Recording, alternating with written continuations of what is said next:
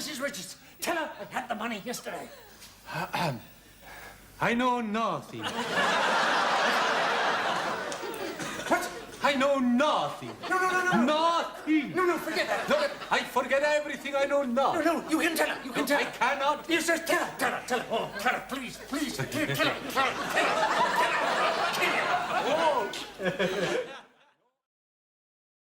Hello there and welcome to you wherever you may be. This week I have several sections from Gurdjieff, interesting ones I think, and I wanted to talk through several particular points of metaphysics that are very important. The first one is about occultism. About 100 years ago there was a bloom in Europe of many occultists, Theosophists, Blavatsky, Besant, Ledbetter, Steiner, there's so many of them. It was very fashionable, but so many decades later we can see the result of that is absolutely nothing. Why is it? Why could they not reveal these ancient esoteric doctrines to everybody? Well, the simple reason is that these subjects are very subtle, involving a very high degree of intelligence, combined with a high degree of sensitivity, a kind of yogic inner sensitivity. These things are for the topmost part of society. They are, like any fine craft, something that is only available to you if you have worked many decades, making progress, being taught, part of a lineage, and so on. Anything that is available to anyone would not be of value.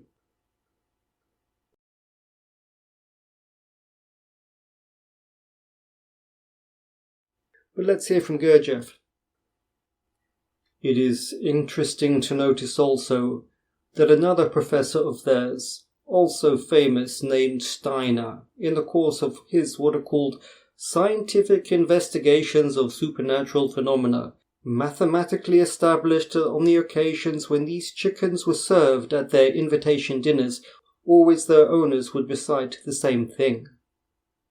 Namely, every hostess, rolling her eyes to heaven and pointing to the chicken, would say with great feeling that it was the famous Pamir pheasant, and that it had been specially sent to them from Pamir by their dear nephew who resided there as consul for their great fatherland. On that planet there exist in general congeries for every possible kind of purpose. These congeries began multiplying particularly after many of the beings of this peculiar planet had become specialists in supernatural phenomena and came to be called occultists, spiritualists, theosophists, violet magicians, chiromants, and so forth. Besides being able to create supernatural phenomena, these specialists also knew very well how to make the opaque look transparent. This same American prohibition of the consumption of alcohol can serve us yet again as an excellently illuminating example for understanding to what degree the possibilities for the crystallization of data for being reflection are atrophied in these contemporary responsible power-possessing beings in respect of the fact that such an absurdity is being actually repeated there. There, on that continent, everybody without exception, thanks to this prohibition, now consumes this same alcohol, even those who in other circumstances would probably never have consumed it. There on the continent America, the very same is occurring with the consumption of alcohol as occurred with the chewing of the seeds of the poppy by the beings of the country Maralplacey. The difference is that in the country of Maralplacey, the beings were then addicted to the use of at least genuine poppy seeds, whereas in America the beings now consume any liquid that comes their way, provided only that it bears the name of some alcoholic liquid existing somewhere on that planet.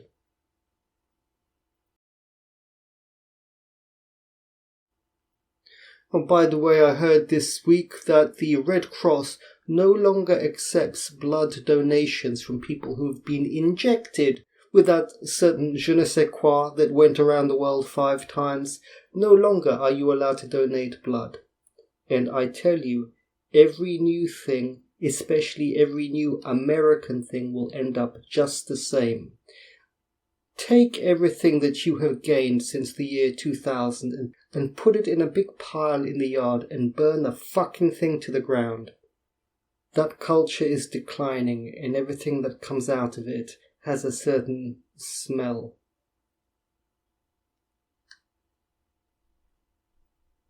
Now let's talk about two very important points of metaphysics that are rarely discussed.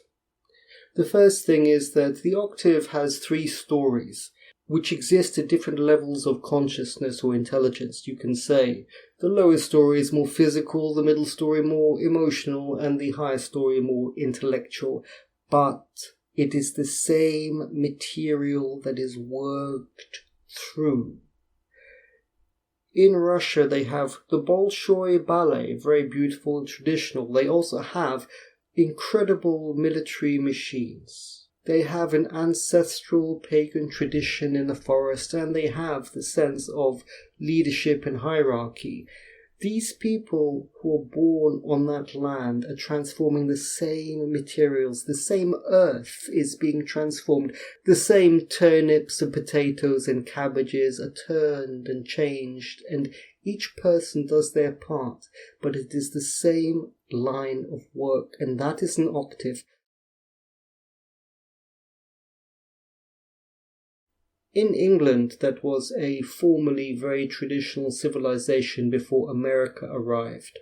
There are things called royal warrants, which were handed out by the monarchy to select certain parts of the culture. In the 14th century, 15th century, 16th century, a bricklayer got a royal warrant, or it could have been some part of the legal system, jurisprudence, apothecaries, pagan traditions, druidic traditions, and they created a complex interweaving, a braiding of materials that was ascending. Frequently on this planet, the line breaks and disaster unfolds. Now let's have a look at Worth Abbey from last week, a 1975 UFO-shaped Benedictine monastery church that is south of London. Looking closely at the church, I want to point out two things. The first thing is that in the ceiling there is this huge dominating white light. And yet in the pews, which are quite strange looking, there is this insect-like carapace on them, no longer even human.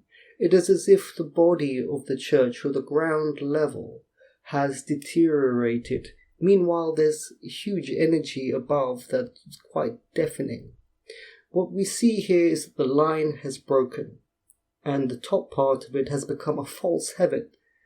The top part of it is no longer connected to the line, and is starting to flail around wildly with this high energy, the heaven energy that is no longer connected to the earth. And in a way, it's burning off. Just like you burn off the leaves as they fall, and you put them in a big pile in autumn and burn them away. Same thing. They're no longer part of the line. They no longer have life. There's no longer any potential in them. But boy, do they cause trouble. In the political spectrum, on both sides you have this false heaven. On the right wing, you have people who think that being right wing is something about making billions and billions of dollars just for yourself. And how? By rigging the economy, by your friends in the fucking banking system. There's nothing masculine about this. There's nothing courageous about this. There's nothing ingenious about this. You just scum. And on the left wing, the breaking has caused people to end up in this dead man's corner. In the left wing version of the false heaven, they resent their culture, they resent their race, they resent their gender, they resent their children, and they just keep going further and further away into this tiny little box until nothing is left. These parts are really being burnt away because they're no longer connected to the soil. And like any living organism, there's no hope for them. Okay, I think I'm done with this guy. Now let's take a wander over to Gurdjieff land once more.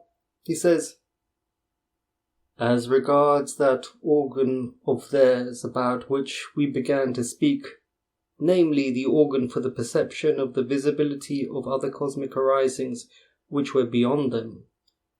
The deterioration of its sensibility, continuing also after the Babylonian period, reached the point that during our last stay on the surface of this planet your favourites already had the possibility of perceiving and distinguishing, instead of the 1,921,600 tonalities of colour, which they ought to have perceived and distinguished, only the results of the penultimate, as it is called, sevenfold crystallization of the white ray, that is, 49 tonalities, and even then only some of your favourites had that capacity, while the rest, perhaps the majority, were even deprived of this possibility. But what is most interesting in respect of the progressive deterioration of that most important part of their total presence is the sorry farce that results, namely, that these contemporary three-brained beings there, who can still manage to distinguish the mentioned miserable fraction of the total number of tonalities, namely merely 49, look down with superior self-conceit and with an admixture of the impulse of pride upon those other beings who have lost the capacity to distinguish even this miserable number, as upon beings with an abnormal deficiency in that said organ of theirs, and they call them diseased, afflicted by what is called Daltonism. The last 7 interblendings of the centre of gravity vibrations of the white ray, which just as now among the contemporary beings there they then had in Babylon, have the following names: red, orange, yellow, green, blue, indigo, violet.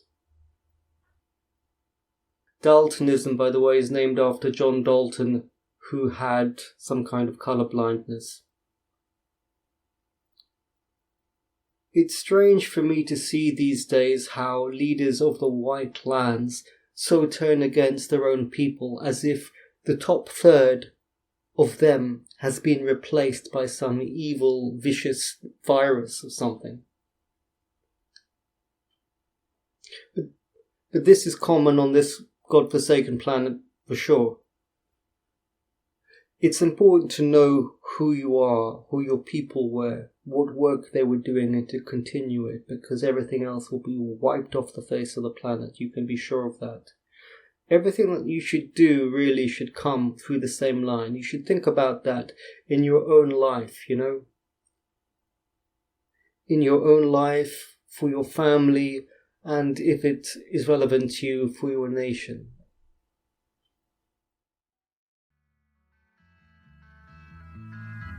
It's been so long. It's been so long. But I want your loving, babe.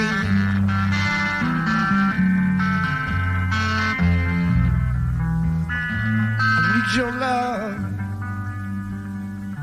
I need your love more than I could ever say.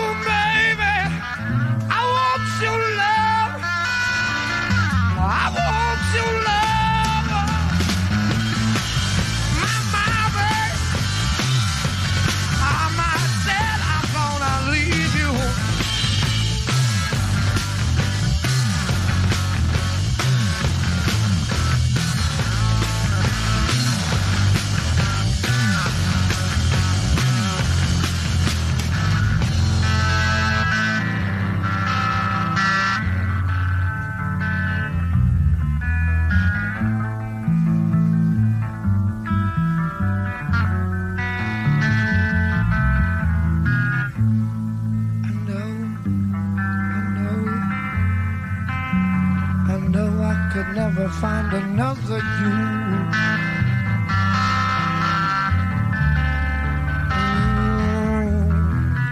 I tried and I tried and I tried, but there's not a single thing that I can do.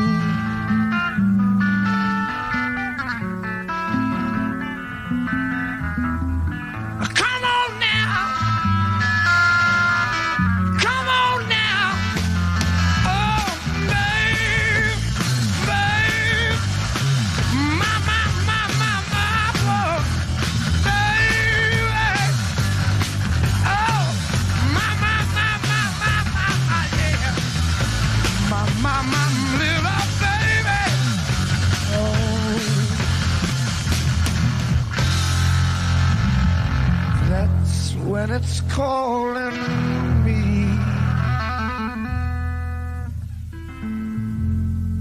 That's when it's calling me